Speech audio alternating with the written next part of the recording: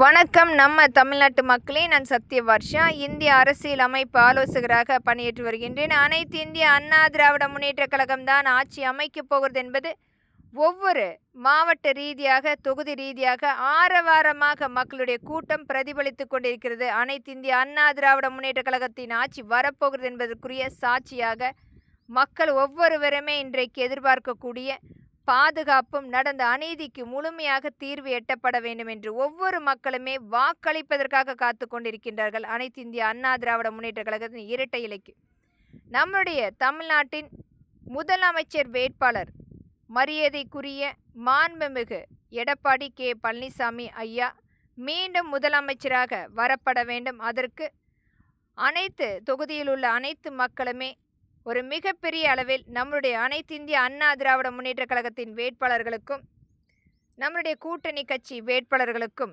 அனைவருமே ஆதரித்து வாக்களியுங்கள். இரட்டை இலை சின்னத்துக்கு மிகப்பெரிய அளவில் ஒரு அமோக வெற்றி அடைய வேண்டும். எல்லோரும் இன்றைக்கு இருக்கின்ற அனைத்து வகையான பிரச்சனைகளும் தீர்த்து வைப்பதற்கும், நம்முடைய மக்களுடைய பாதுகாப்பு நிர்ணயம் செய்யவும், அனைத்து மக்களுக்குரிய வேலை வாய்ப்பு, தொழில் வாய்ப்பை கொண்டு வந்து கொடுக்கவும், அனைத்தையுமே உருவாக்கக்கூடிய ஒரு மனிதர் நம்மளுடைய மரியாதைக்குரிய எடப்பாடியா.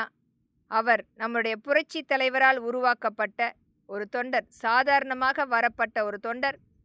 கிளை செயலராக வந்து ஒரு எம்எல்ஏவாக, அமைச்சராக, முதலமைச்சராக இன்றைக்கு அனைத்து மக்களுடைய மிகப்பெரிய நம்பிக்கையோடு நாம் காத்திருக்கிறோம். கண்டிப்பாக கொடுத்த அனைத்து தேர்தல் வாக்குறுதியும் அனைத்து மக்களுக்குமே கிடைக்கும்.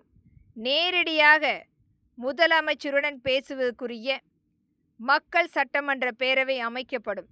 எளிதாக ஒவ்வொரு மாவட்ட தொகுதி ரீதியாக இருக்கின்ற பிரச்சனைகளை நேரடியாக முதலமைச்சருடன் பேசுவதற்குரிய மிகப்பெரிய வாய்ப்பு ஏற்படுத்தப்படும். இன்றைக்கு இருக்கின்ற அனைத்து வகையான அனைத்து முறைகேடுகளும் முழுமையாக நிவர்த்தி செய்து நேரடியாக முதலமைச்சருடன் பேசுவதற்குரிய அமைப்பு கண்டிப்பாக ஏற்படுத்தப்படும். நம்பிக்கையோடு வாக்களியுங்கள் மக்களே, இரட்டை இலை சின்னத்துக்கு. நன்றி.